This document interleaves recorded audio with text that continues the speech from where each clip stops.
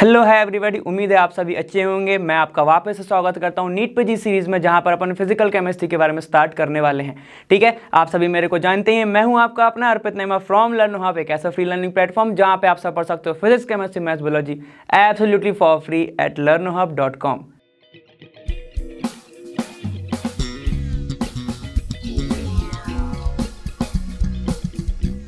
तो चलो, अब बारी आ चुकी है तुम्हारे सारे कॉन्सेप्ट लगाने की। जितना तुमने प्रैक्टिस करा है वो सारा का सारा यहाँ पे लगने वाला है। ठीक है, चलो देखते हैं कैसे तुम्हारे प्रीवियस ईयर के क्वेश्चंस आया करते हैं। थ्योरेटिकल बेस भी आते हैं और तुम्हारे न्यूमेरिकल बेस भी आते हैं। आखिरकार फिजिकल केमिस्ट्री है तो मैंने बताया हुआ कि न्यूमेरिकल इससे अच्छे खासे पूछे जाते हैं। ठीक है, लेकिन कॉन्सेप्ट तुम्हारे पुराने वाले ही आएंगे।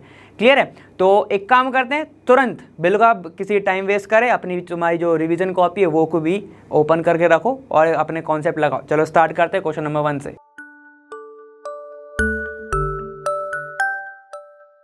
देखो, पहला वाला प्रॉब्लम तुम्हारा क्या बोल रहा है, if radius of second Bohr orbit of helium ion इतना गिवन है तुम्हें radius, and what is the radius of third Bohr orbit of Li2+ ion. ठीक है, तो ऐसे वाले मैंने बहुत सारे कराए हैं और मैंने कराया था आपको कि कैसे कॉन्सेप्ट में बता दें कि कैसे सॉल्व करेंगे। ठीक है, तो क्या होगा ये देखो, RLi आपको गिवन निकालना है, इज इक्वल टू क्या होगा, इसका फॉर्मूला सबको पता होगा, 5.29 होता है, n²/z होगा। ठीक है, और यूनिट क्या होगी, पिकोमीटर। पिकोमीटर क्यों ले रहे हो सर, क्योंकि यहाँ पर अपन को एक रेडियस पिकोमीटर में है। ठीक है, तो यहाँ पे मैं लिख रहा हूँ RHE, ये कितना हो जाएगा 5.29। ठीक है, यहाँ पर HE का कौन सा ऑर्बिट है, देखो सेकंड है, तो यहाँ पे मैं लिख दूँ डायरेक्ट 2 का square divided by atomic number HE का कितना होता है, 2 होता है।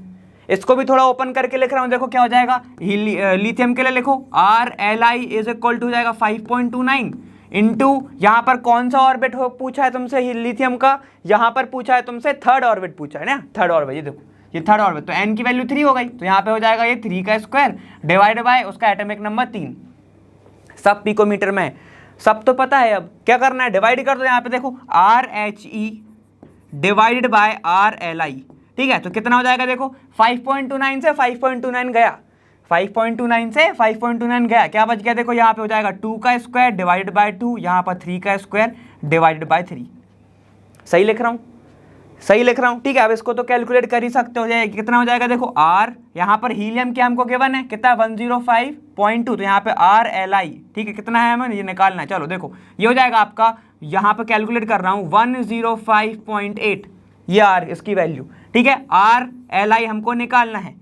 ठीक है, चलो यहाँ पर ये कितना हो गया, 4/2, 4/2, ये पलट जाएगा ऊपर जाएगा तो इनटू, अगर ये ऊपर है ये नीचे आ जाएगा, ये हो जाएगा 9/3। ठीक है, तो इसको कैलकुलेट कर लो, कितना आएगा, ये जाएगा 2, ये जाएगा आपका 3, 2/3 हो गया। अब यहाँ से तो वैल्यू निकाल ही सकते हैं। चलो देखो, यहाँ पर ये हो जाएगा आपका 105.8 इंटू 3 डिवाइडेड बाय, ये हो जाएगा आपका 2, और यहाँ पर चला गया RLi। क्लियर है, समझ में आ गया? अब ये तो कैलकुलेट कर ही सकते हो ना, इसमें क्या ही दिक्कत है। देखो यहाँ पर ये तो पूरा का पूरा कट रहा है, देखो यहाँ पे हो जाएगा 52.9। ठीक है, 52.9 हो गया ये आपका। चलो अब इसको कैलकुलेट करोगे तो लगभग आपका कितना जाएगा, 158.7 पिकोमीटर। याद रखना, एंगस्ट्रॉम मत लगा देना। क्लियर है, ये आपका आंसर आएगा। तो ये हो गया सेकंड आंसर, सिर्फ कॉन्सेप्ट के बेस पे चलना था, आपको बस आंसर पता होने थे। क्लियर है, चलिए आगे चलते हैं। देखो सेकंड क्वेश्चन है आपका, यहाँ पर बोल रहा है which one of the following electron in the ground state will have least amount of energy.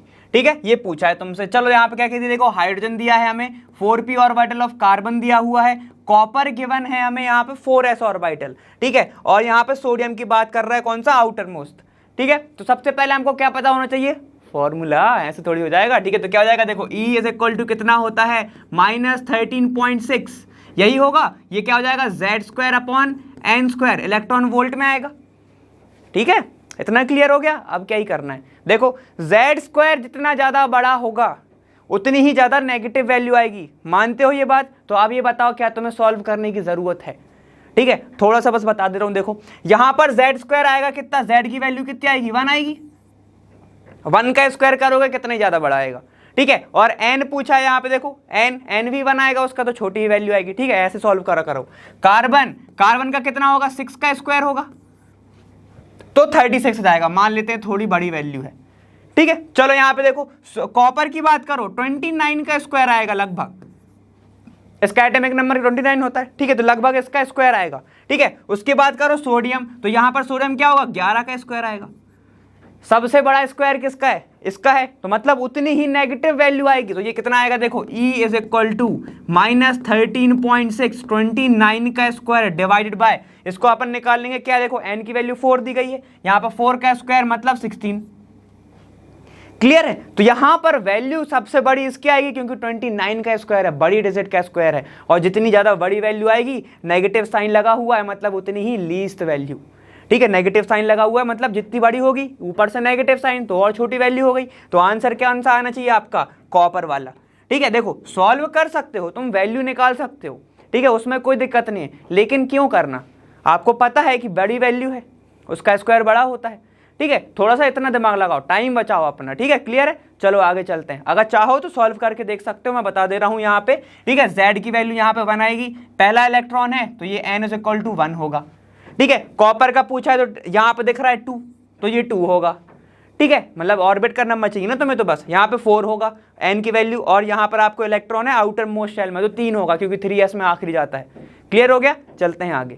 देखो अब है आपका कौन सा, थर्ड वाला बोल रहा है when electromagnetic radiation of wavelength 300 nanometre falls on a surface of metal electrons, ठीक है, are emitted with the kinetic energy of this, the minimum energy needed to remove an electron from the metal. अब मैंने वहां पे mark क्यों करे, वहां पर इलेक्ट्रॉन्स की बात हो रही, मतलब एक से ज्यादा, और यहाँ पे क्या पूछ रहा है, minimum energy for 1 electron, only 1 electron.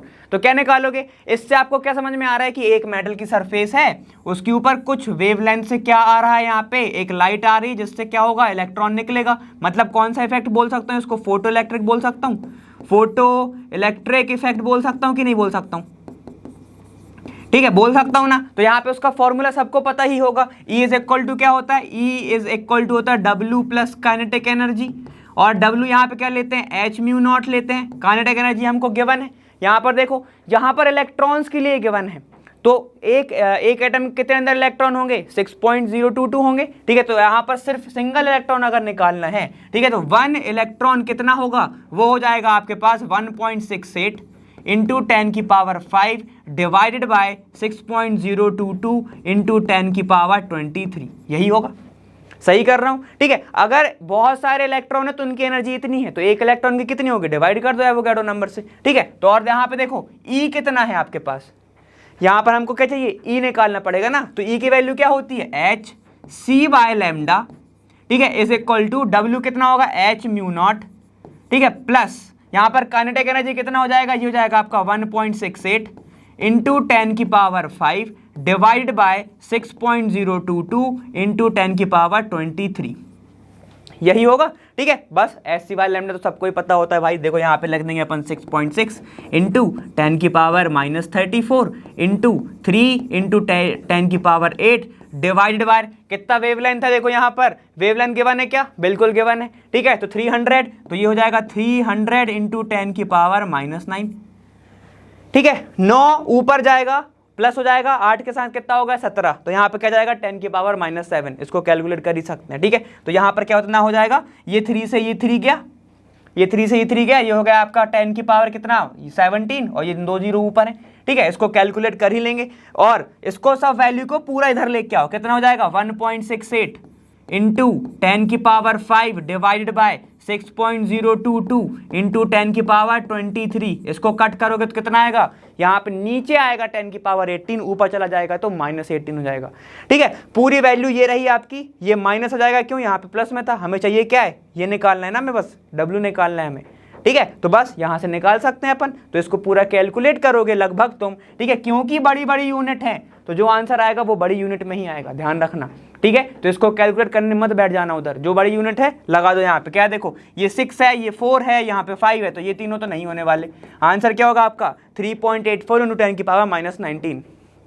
Clear है, दोनों को सॉल्व करोगे लगभग 10 की पावर 17 आएगा, पॉइंट खिसका देना तो यहाँ पे तुम्हारा जो आएगा वो 19 आएगा। क्लियर है, जूल में आएगा आंसर। क्लियर हो गया, चलते हैं आगे।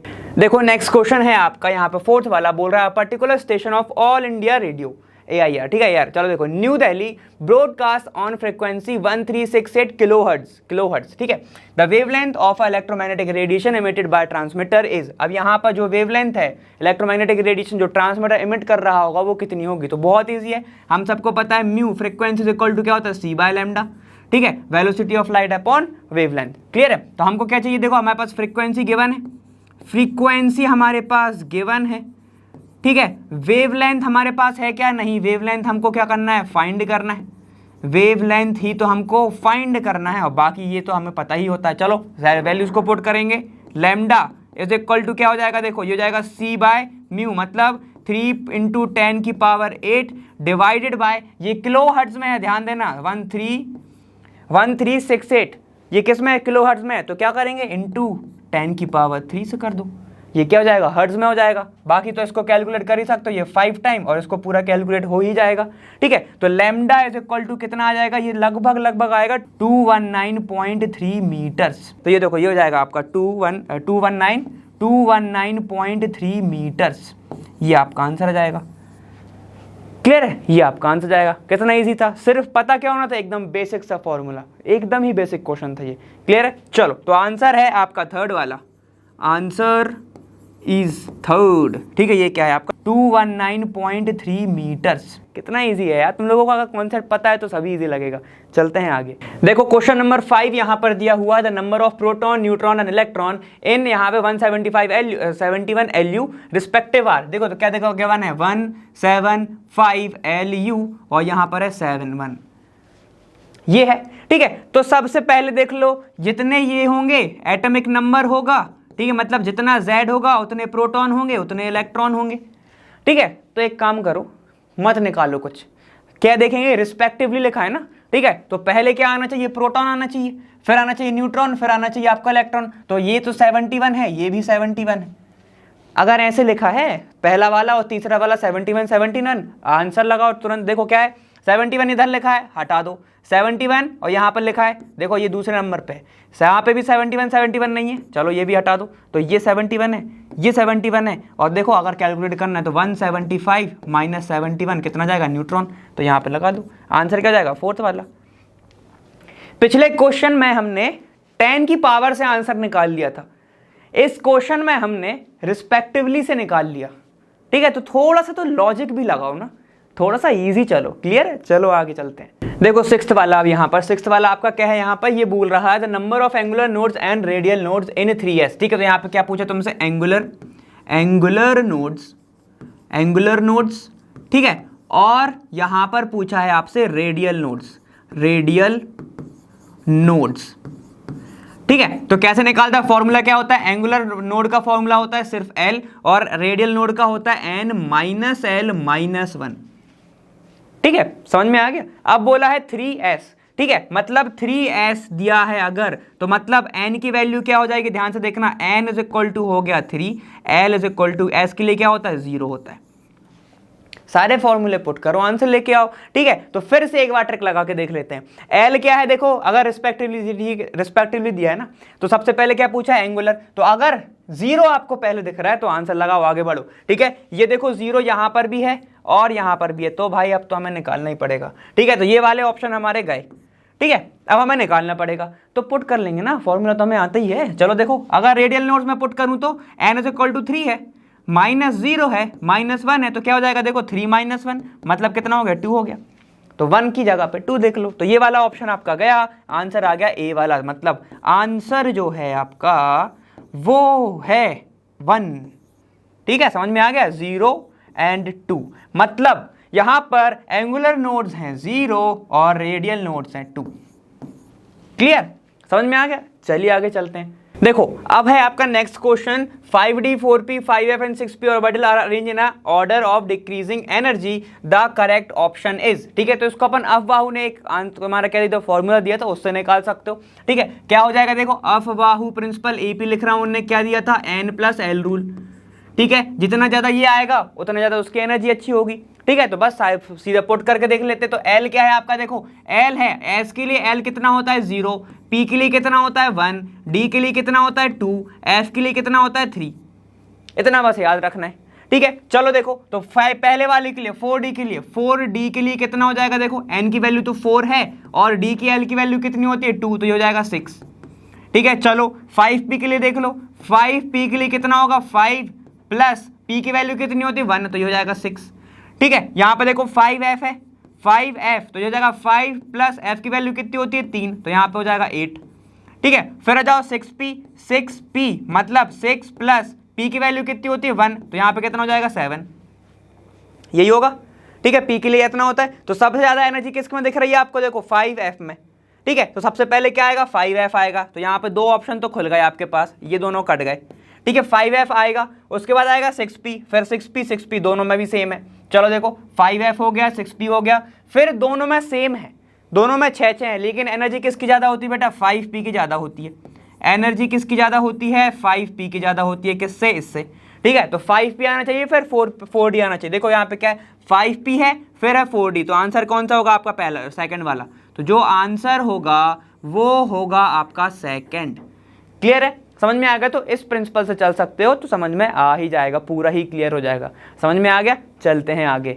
देखो ये क्वेश्चन पूरा थ्योरेटिकल क्वेश्चन है, समझाने की मेरे को समझ में नहीं लग रहा है कि जरूरत है आप सभी को। ठीक है, आप सभी को पता है कि which of the following series of transition in spectrum of hydrogen atom fall in visible range. Visible range में कौन सी गिरती है, बहुत सारी, आधे से ज्यादा तो किस में गिरती है, इंफ्रारेड में गिरती है। सिर्फ एक जो है वो किस में गिरती है, देखो बाल्मर सीरीज जो है वो किस में गिरती है बेटा, विजिबल रेंज में गिरती है, विजिबल रेंज में गिरती है। क्लियर हो गया, तो ये तो पूरा थ्योरेटिकल था, सिर्फ कोई भी अगर एनसीईआरटी पढ़ के जाता या फिर सिर्फ वो डायग्राम देके चला जाता स्पेक्ट्रम का तो आंसर दे देता।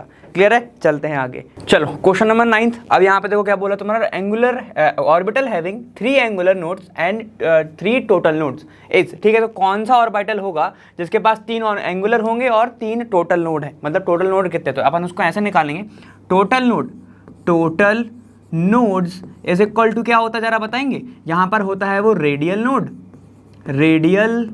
नोड्स प्लस क्या होता है, एंगुलर नोड। ठीक है, इसको अपन एक बार और सॉल्व कर चुके हैं शायद। ठीक है, तो इसको अपन L से शो करते हैं। टोटल नोड क्या हो जाएगा फिर, वो हो जाएगा आपका n माइनस L माइनस 1। ठीक है, ये आपका L है। ठीक है, और ये हो जाएगा आपका प्लस L। ठीक है, यहाँ पे क्या होगा, n minus L minus 1 plus L। ठीक है, तो माइनस से माइनस कैंसिल, क्या बन गया ये n माइनस 1, ये बन गया। ठीक है, टोटल नोड्स कितने दिखे बने आपको, देखो 3, तो ये हो जाएगा 3 is equal to n minus 1। इसको कैलकुलेट करोगे n इज इक्वल टू 4 आ जाएगा।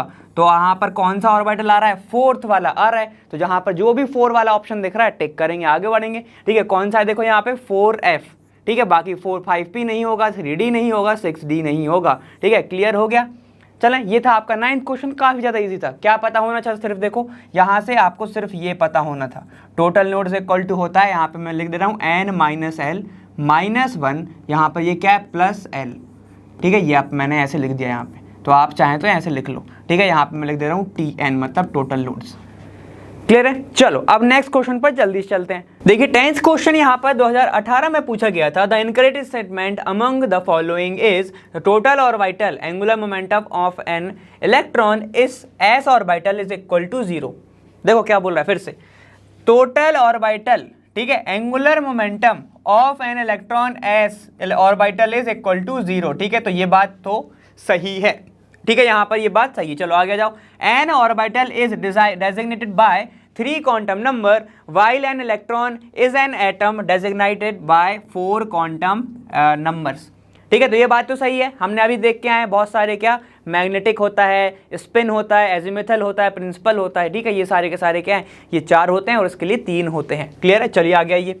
ठीक है, तो यहाँ पर ये सही बोल रहा है। अब देखो बोल रहा है the electronic configuration of an atom is. ठीक है, तो सबसे पहले तो एक बात बोलना चाहता हूँ, एग्जाम में अगर आपको एक विचित्र से क्वेश्चन दिख रहा है जिसके बीच में एक क्या है, चित्र है।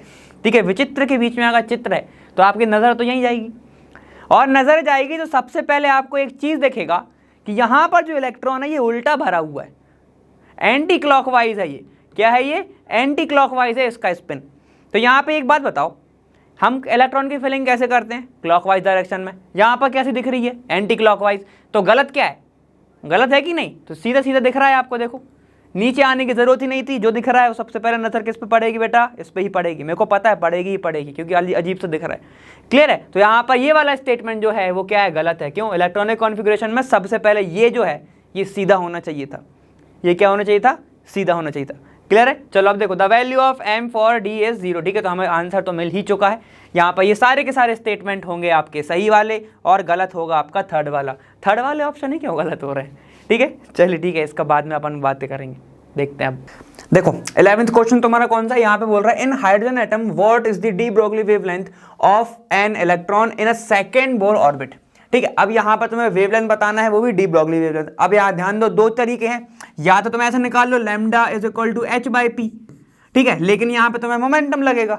अब मोमेंटम लगेगा, मोमेंटम तो है ही नहीं हमारे पास, तो अपन क्या कर सकते हैं, एक और तरीका है भाई, कौन सा, n lambda is equal to 2πr n निकाल लो। यहां से निकल सकता है तुम्हारा, लेकिन सर हमारे पास चीजें भी नहीं है। कैसे नहीं है? देखो आर एन की वैल्यू हम निकाल सकते हैं। कैसे निकालेंगे? देखो हमारे पास फॉर्मूला होता है ना आर एन का, r n is equal to क्या होगा, a0। ठीक है, n², यही होगा हाइड्रोजन के लिए है, तो हमें उसके एटॉमिक नंबर से मतलब ही नहीं, 1 होगा उसका तो। ठीक है, तो देखो यहाँ पर a0 की वैल्यू आप सभी को गिवन है, कितना है, 52.9 पिकोमीटर। ठीक है, इंटू n² कितना है, कौन से में घूम रहा है वो, कौन से ऑर्बिट में घूम रहा है, सेकंड वाले में, तो क्या हो जाएगा ये 2 का स्क्वायर। ठीक है, तो ये कितना हो गया, 52.9 इंटू 4, ये आ गई तुम्हारी आर एन की वैल्यू। अब ध्यान रख देना एक बात, क्या कि यहां पर डायरेक्ट पुट नहीं कर देना रेडियस। ठीक है, वैसे भी तुम्हें निकालना तो पड़ेगा, इसमें तो है ही नहीं। ठीक है, मैंने वहां पे बताया था कॉन्सेप्ट डाउन में दोनों फॉर्मूले हैं, अब कौन सा है वो तुम्हें ध्यान से लगाना पड़ेगा। चलो अब हम लगा सकते हैं, हमारे पास आर एन की वैल्यू आ गई है, बस आर एन की वैल्यू आ गई तो यहाँ पे पुट कर देंगे, n lambda is equal to कितना हो जाएगा, 2π इंटू आर एन की वैल्यू कितनी आई है, 52.9 इंटू 4। बाकी की वैल्यू सब पता ही है तुम्हें, एक बार अपन ऑप्शन देख लेते हैं, यहीं से अगर डायरेक्ट सॉल्व हो रहा है तो देखो यहां पर है 211.6 पाई, यहां मतलब इनने पाई की वैल्यू सॉल्व नहीं करी है। देखो पाई की वैल्यू इनने सॉल्व ही नहीं करी है, और अगर पाई की वैल्यू सॉल्व नहीं करी है तो हम भी नहीं करेंगे। ठीक है, चलो देखो, तो यहां पर सीधे पुट कर दो, लैम्डा इज इक्वल टू कितना हो जाएगा, 2π अपॉन एन हो जाएगा, और एन की वैल्यू कौन से ऑर्बिट में घूम रहा है वो, सेकंड वाले में, तो एन की वैल्यू 2 पुट कर दो। ठीक है, इंटू 52.9 इंटू 4। सही है ये?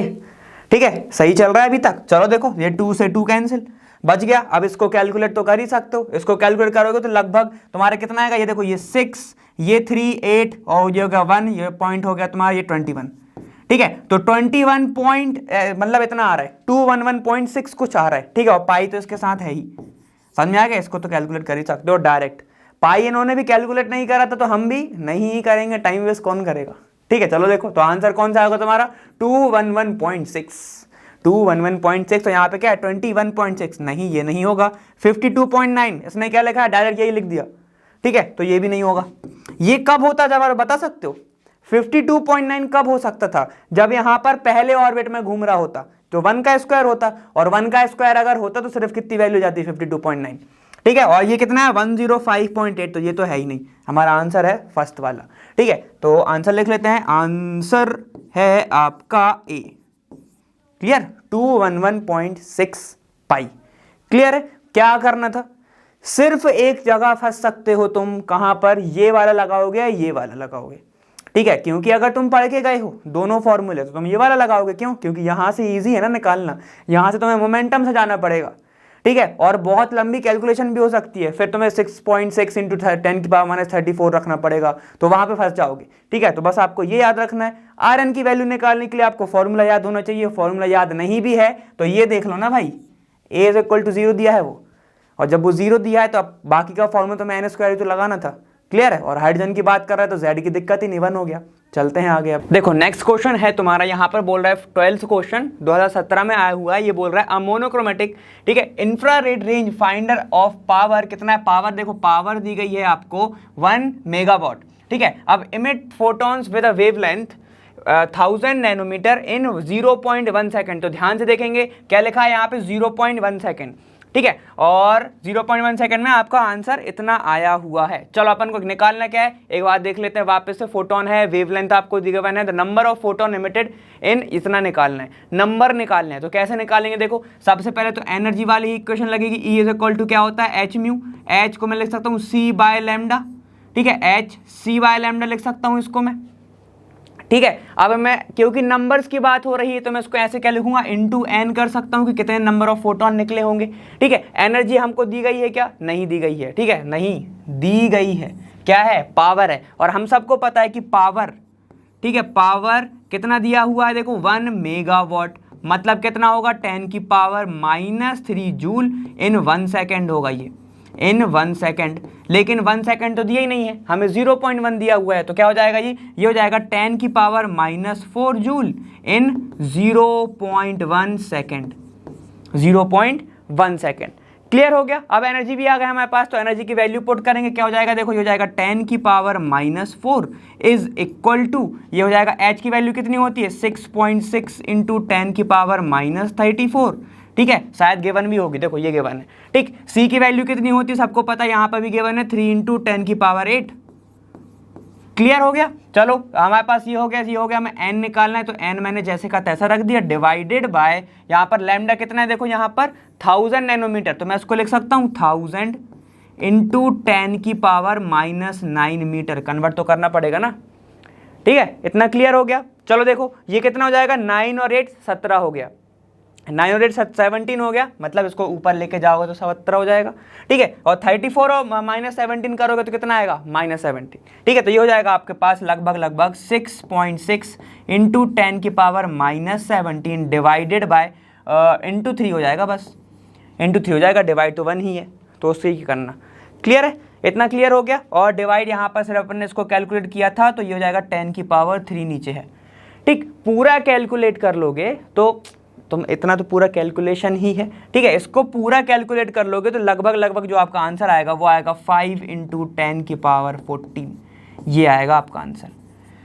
क्लियर है, इतना आएगा आपका आंसर। ठीक है, तो जो भी आएगा आप डायरेक्ट देख लेते हैं यहाँ पे क्या क्या है। देखो 30 है, ये नहीं चाहिए, 5 इंटू 10 की पावर 14 आएगा आंसर। आप इसको कैलकुलेट करके भी देख सकते हो। क्लियर हो गया। ठीक है, तो ये आपका आंसर रहेगा। पता क्या होना था हमें, सिर्फ इसमें पावर के बारे में पता होना था। ठीक है, क्या पता होना था हमें, एक पावर के बारे में, और एक हमें E इज इक्वल टू क्या होता है NH म्यू, बस इतना याद रखना था। और H म्यू को भी पता होना चाहिए कि म्यू इज इक्वल टू क्या होता है C बाय लैम्डा होता है। ठीक है, बस इतना पता हो जाता तुमसे पूरा क्वेश्चन बन जाता। क्लियर है, समझ में आ गया। नेक्स्ट क्वेश्चन पे चलो। देखिए 13th क्वेश्चन 2017 का क्वेश्चन है। यहाँ पर बोल रहा है which of the following statement is wrong. ठीक है, सबसे पहले क्या, देखो इसको ही हम ऐसे मार्क करेंगे कि ये रॉन्ग की बात कर रहा है। क्लियर है, चलो देखो, the uncertainty principle is del x del p h upon 4 pi, क्या ये सही है। ठीक है, तो हाँ भैया ये सही है। क्लियर, चलो आगे आओ। यहाँ पे क्या बोल रहा है, half filled and full field orbital have great stability. ठीक है, तो ये वाली लाइन तो यहाँ तक तो सही है। ठीक है, due to great exchange of energy greater symmetry and more balance arrangement, तो ये पूरा का पूरा पॉइंट ही सही है। ठीक है, 1 भी सही है। आगे आ जाओ, the energy of 2s orbital is less than the energy of 2p orbital in the case of hydrogen like atoms. Hydrogen like atoms की बात कर रहा है, तो ध्यान से सुनना। यहाँ पर ये क्या कर रहा है, सिर्फ L की वैल्यू चेंज कर रहा है, L की वैल्यू को ये कर रहा है चेंज। ठीक है, तो यहाँ पर जो एनर्जी है वो डिपेंड किस चीज पे करती है, सिर्फ N की वैल्यू पे।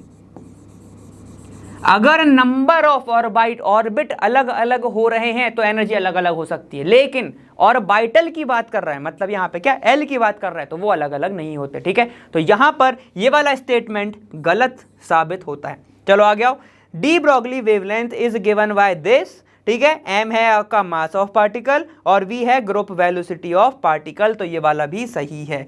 क्लियर है, तो आंसर आपका हो जाएगा बेटा थर्ड वाला। ठीक है, सिर्फ स्टेटमेंट बेस्ड था, कॉन्सेप्ट बेस्ड था, थ्योरेटिकल बेस्ड था। क्लियर है, समझ में आ गया। चलते हैं आगे। देखो यहां पर अब है the number of electron that can be fit into the orbital for which n is equal to 3 है, l इज इक्वल टू 1 है, इज कितने नंबर ऑफ इलेक्ट्रॉन फिट हो सकते हैं एक ऑर्बिटल के अंदर। ठीक है, ऑर्बिटल के अंदर जब n इज इक्वल टू 3 हो और l इज इक्वल टू 1 हो। ठीक है, तो ये आपके इलेक्ट्रॉन दिए गए हैं। ये 14th क्वेश्चन है, 2016 में पूछा गया था। n इज इक्वल टू मतलब कि उसका एनर्जी लेवल, स्टेशनरी ऑर्बिट या फिर ऑर्बिट, ठीक है, वो क्या है, तीसरा है। क्लियर है, जैसे कि ऐसे बना दूं, अगर मैं इसको न्यूक्लियस बोल दूं ऐसा, ठीक है, ये रहा आपका न्यूक्लियस, ये हो गया n इज इक्वल टू 1, ये हो गया n इज इक्वल टू 1, यहाँ पर ये क्या हो गया आपका n इज इक्वल टू 2, ये हो गया 2, और ये हो गया आपका n is equal to 3, n is equal to 3। Clear है? ठीक है, मतलब और समझो, यहाँ पर इसके पास क्या क्या हो सकता है, सिर्फ s होगा, इसके पास s और p होगा, और इसके पास s p और d भी होगा। ठीक है, पूरा मैं क्वेश्चन ही ओपन कर देता हूँ। ठीक है, यहाँ पर n इज इक्वल टू 3 का मतलब समझ गए कि ऑर्बिट भैया तीसरा है। ठीक है, जिसके पास d तक चीज़ें हैं, ऑर्बिटल हैं। क्लियर? अब l की वैल्यू अगर 1 दे दी गई तो उसने स्पेसिफाई कर दिया कौन सा ऑर्बिटल होगा। अगर l की वैल्यू 0 होती तो s ऑर्बिटल होता, अगर 1 है तो क्या होगा, p होगा भाई। ठीक है, तो यहाँ पर l की वैल्यू है 1, मतलब ऑर्बिटल है आपका p, ऑर्बिटल है p। और हम सभी को पता है p ऑर्बिटल के अंदर इलेक्ट्रॉन कितने जाते हैं। ठीक है, तो ये किसकी बात कर रहा है, देखो यहाँ पर ये बात कर रहा है 3p की। ठीक है, 3p की, और 3p के अंदर कितने इलेक्ट्रॉन जाते हैं, 1 से लेके 6 तक जाते हैं। तो लिमिट कितनी है, 6 है। ठीक है, अगर फुलफिल करना है तो। अब यहाँ से तुमसे एक चीज़ और पूछ सकता था कि एक ऑर्बिटल के अंदर सिर्फ एक, ठीक है, अगर मैं px की बात कर रहा हूँ, बस कितने इलेक्ट्रॉन जाएंगे।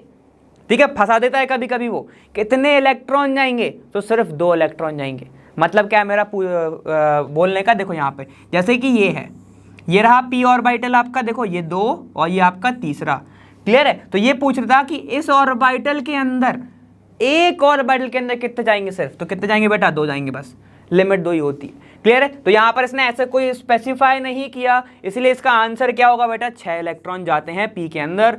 2 जब जाएंगे जब ये कंडीशन लगाओगे, 10 तो नहीं जाएंगे, और आपका किसके में जाएंगे, ये f में जाएगा, ये d में जाएगा।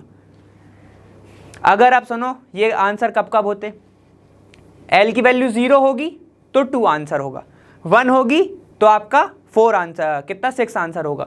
यहाँ पर आपकी वैल्यू अगर 2 होगी, मतलब d ऑर्बिटल की बात कर रहा है तो 10 इलेक्ट्रॉन, अगर वहाँ पे 3 होगी तो किसकी अलग बात कर रहा है, वो f की बात कर रहा है। क्लियर है? मतलब 14 इलेक्ट्रॉन की लिमिट है।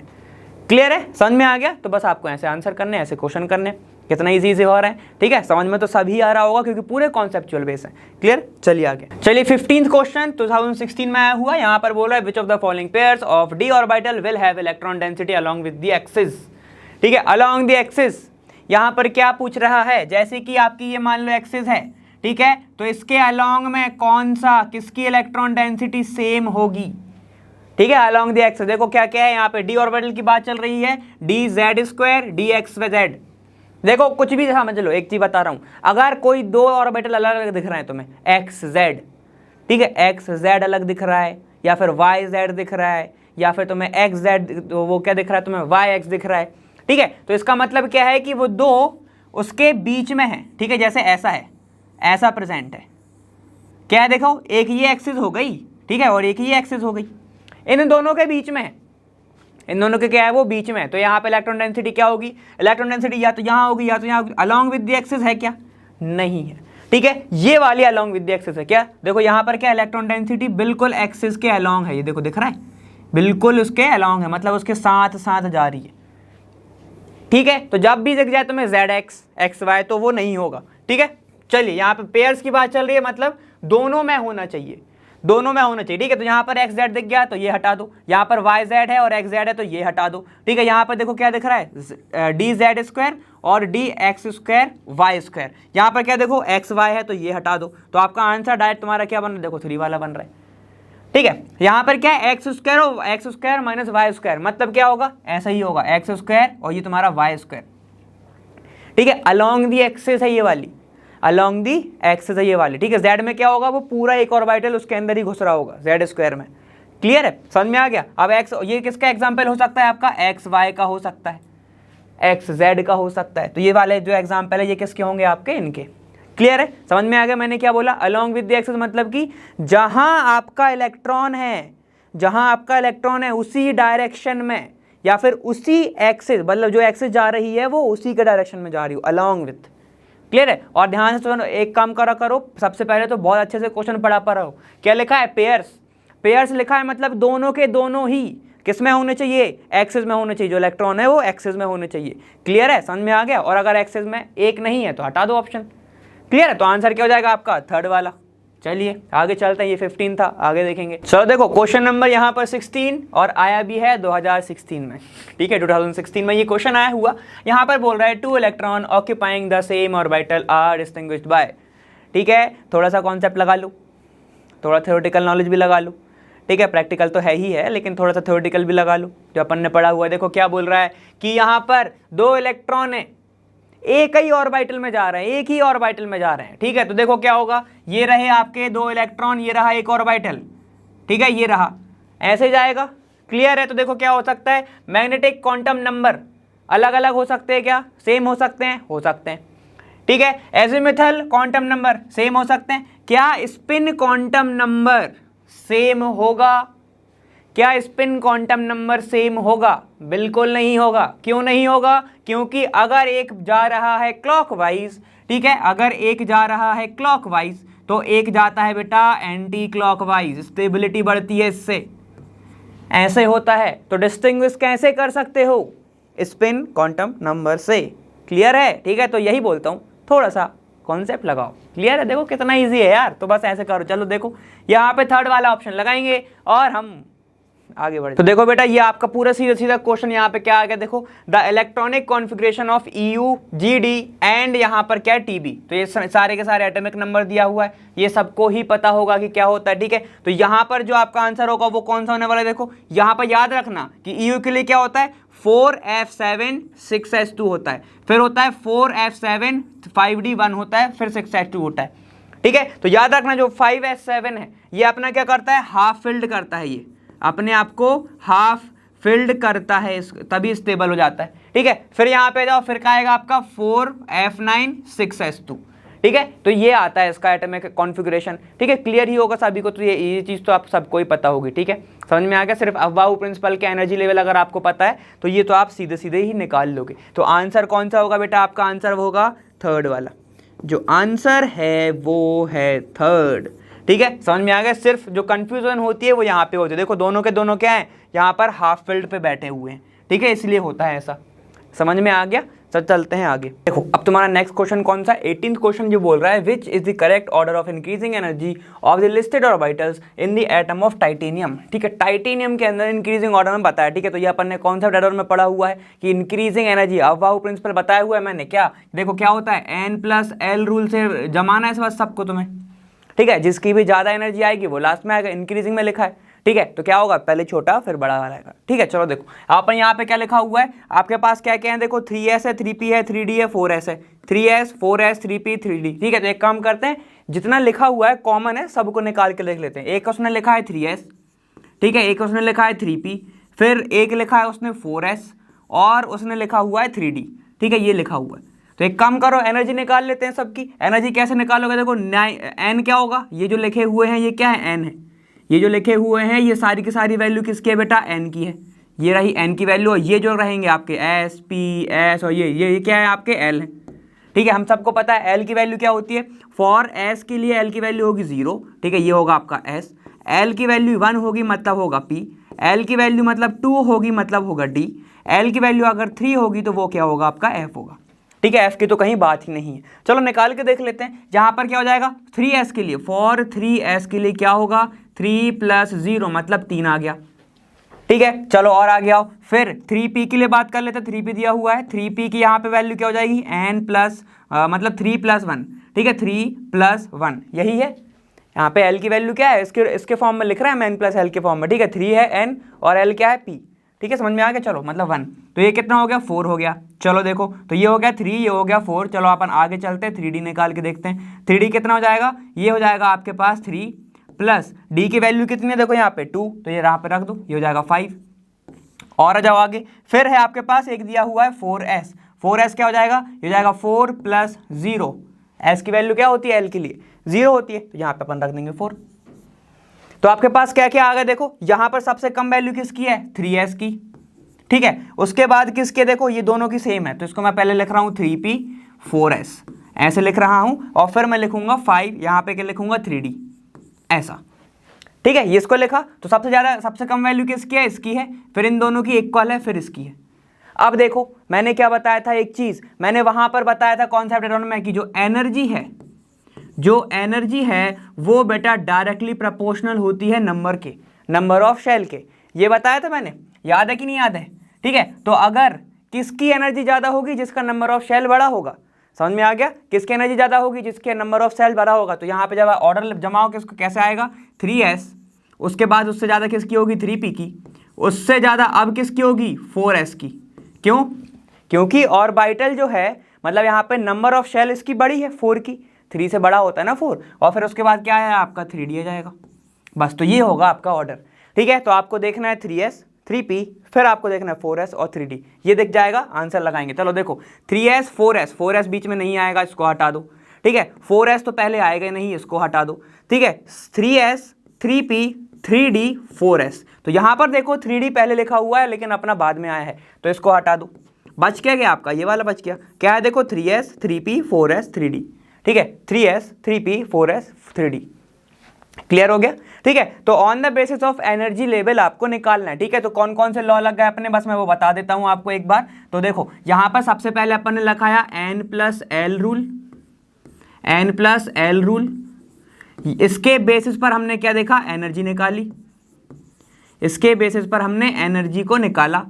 ठीक है, समझ में आ गया इतना? और एक चीज़ और, अगर मान लो कभी इक्वल फंस जाता है, जैसे अपने केस में फंस गया था कि 4 और 4 इक्वल आ रहा है, तो क्या करोगे? तो हमेशा एक चीज़ याद रखना कि जो एनर्जी होती है वो डायरेक्टली प्रोपोर्शनल होती है नंबर ऑफ शेल के। ठीक है, इसके n के डायरेक्टली प्रोपोर्शनल होगी। मतलब अगर n की वैल्यू ज़्यादा तो एनर्जी भी क्या होगी? ज़्यादा होगी। बस इतना याद रखना है। ठीक है, तो ये एक आपका पॉइंट हो गया पहला, और ये आपका दूसरा पॉइंट हो गया दूसरा। ठीक है, बस इतना याद रखोगे, बाकी के सारे अगर ऐसे क्वेश्चन आए तो फिर तो ऐसे ही कर लोगे तुम। क्लियर है? चलते हैं आगे। देखो 19th क्वेश्चन है तुम्हारा, 2015 में ये आया हुआ था, जहाँ से बोल रहा है the number of d electron in Fe2+ is equal to the number of. ठीक है, यहाँ पर क्या है? देखो यहाँ पर डी इलेक्ट्रॉन की बात चल रही, मतलब सिर्फ डी इलेक्ट्रॉन कितने हैं Fe2+ के अंदर। ठीक है, Fe2+ के अंदर कितने डी इलेक्ट्रॉन की बातें चल रही हैं। ठीक है, यहाँ पर एटॉमिक नंबर दिया हुआ है किसका? इसका 26। 2 इलेक्ट्रॉन चले गए तो कितने बच गए? 24 बच गए। क्लियर है? ठीक है, इसका डिस्ट्रीब्यूशन कर लो यहाँ पे, तो 2 8 8, ठीक है 18 हो गए, और ये 8 ऐसे। ठीक है, ऐसे हो जाएगा। तो यहाँ पे तो आपका 1s2 रह जाएगा, यहाँ पर 1s2 2p हो जाएगा। ठीक है, यहाँ हो जाएगा क्या तुम्हारा 3s2 3p। अब यहाँ पर बात आएगी तो ये जाएगा आपका 4s2 और फिर 3p 6, यही जाएगा, मतलब 3d 6 जाएगा आपका। ठीक है, यहाँ पर 4s2 3d 6 ऐसे जाएगा, ये जाएगा आपका 3d 6। क्लियर है? समझ में आ गया? चलो देखो 4s2 3d 6 अपना ये हो गया। मतलब डी इलेक्ट्रॉन कितने हैं यहाँ पर? ध्यान देंगे कि यहाँ पर जो डी इलेक्ट्रॉन है यहाँ पर तो 6 हैं। कब? जब आपका Fe सिर्फ अकेला है।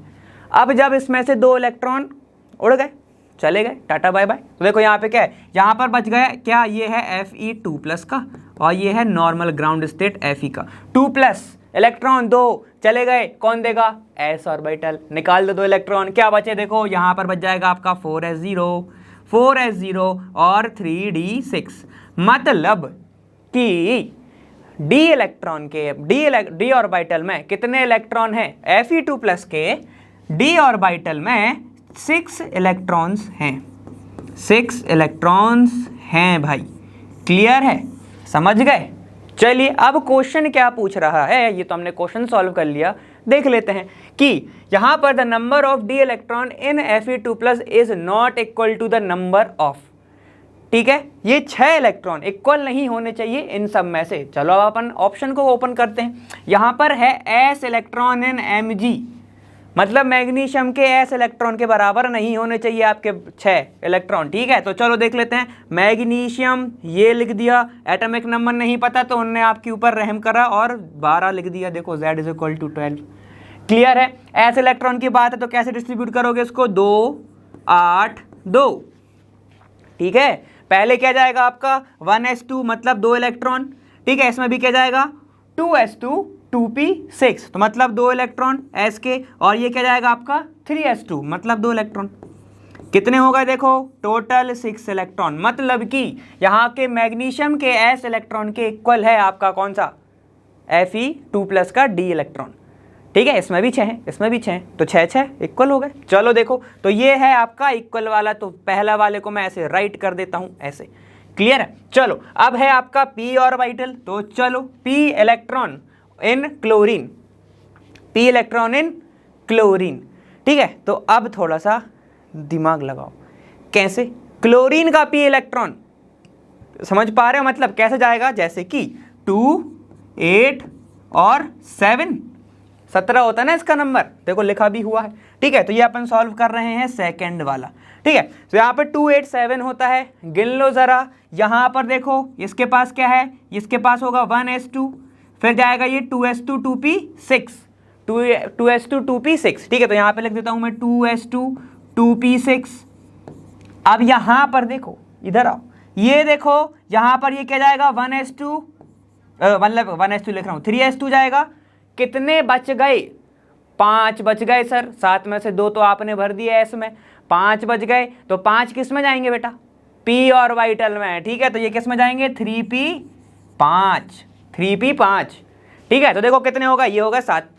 ठीक है, तो अब यार आप p ऑर्बिटल के इलेक्ट्रॉन को गिन लीजिए, यहाँ पे ये 6 हैं और ये 5 हैं, कितने हो गए 11 इलेक्ट्रॉन हो गए। और 11 इलेक्ट्रॉन तो इसमें थे ही नहीं, किस में नहीं थे, आपके आयरन में, आयरन 2+ के अंदर 11 इलेक्ट्रॉन थे क्या, नहीं थे। 11 इलेक्ट्रॉन कितने थे सर, 6 थे। ठीक है, तो यहाँ पर 6 नॉट इक्वल टू 11, ये तो पता ही है। ठीक है, तो यहाँ पर ये जो सेकंड वाला है ये नहीं होगा इक्वल। चलो बाकी के और मिला लेते हैं, क्या पता मल्टीपल आंसर हो। ठीक है, चलो देखो यहाँ पर थर्ड वाला देख लेते हैं अपन। यहाँ पे ये थर्ड जो है डी इलेक्ट्रॉन इन Fe, तो भाई डी इलेक्ट्रॉन इन Fe की बात कर रहा है, तो अपन ने पहले तो लिख ही चुके हैं। देखो यहाँ पर कितने होंगे, ये 3d6 होगा, तो डी इलेक्ट्रॉन में कितने हैं, 6 हैं, तो वो भी तो 6 ही है, दोनों के दोनों सेम ही तो है। क्योंकि यहाँ पर क्या इलेक्ट्रॉन जो निकला है, जो इलेक्ट्रॉन निकला है वो s का निकला है।